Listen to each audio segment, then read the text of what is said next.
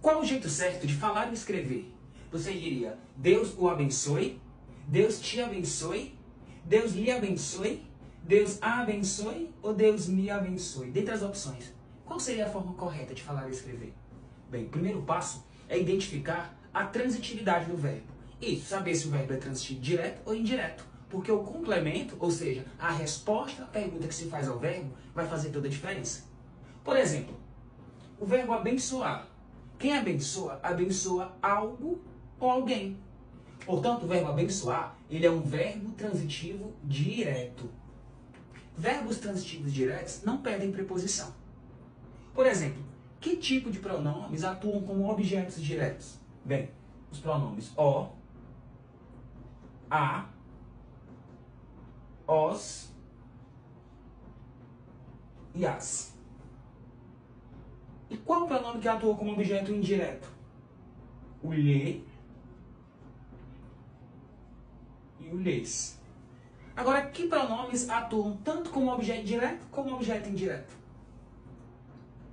O me, o te, o se, nos, vos. Portanto, se o verbo abençoar ele é um verbo transitivo direto, ele precisa ter um complemento com o objeto direto. Por exemplo, Deus o abençoe. O pronome o ele atua como objeto direto, portanto eu posso utilizar o o. Portanto, Deus o abençoe está correto, segundo a gramática normativa. Deus te abençoe. Bem, o te, ele funciona tanto como objeto direto como objeto indireto. Como ele funciona também como objeto direto, eu posso utilizar o te. Portanto, Deus te abençoe também está correto. Deus lhe abençoe. Bem, o verbo abençoar, como já falado, ele é um verbo transitivo direto.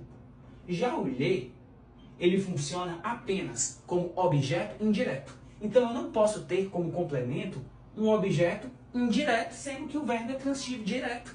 Portanto, você nunca deve utilizar Deus lhe abençoe. Essa seria a forma incorreta. Deus a abençoe, eu posso? Bem, o verbo abençoar é um verbo transitivo direto. E o pronome a, ele funciona como objeto direto. Portanto, Deus a abençoe também está correto. Deus me abençoe. Bem, o me, ele funciona tanto como direto como objeto indireto. Logo, como o verbo abençoar é um verbo transitivo direto e permite os dois complementos, eu posso utilizar sim o me como complemento do verbo transitivo direto abençoar. Portanto, também está correto. Notou? Para você saber o pronome que você vai utilizar, primeiro você precisa saber a transitividade do verbo. Sabendo a transitividade do verbo, basta você memorizar os pronomes que atuam como objeto direto, como objeto indireto e como os dois ao mesmo tempo. Interessante, não é? Portanto, salva essa dica, compartilha com os amigos, printa e Deus abençoe a todos vocês.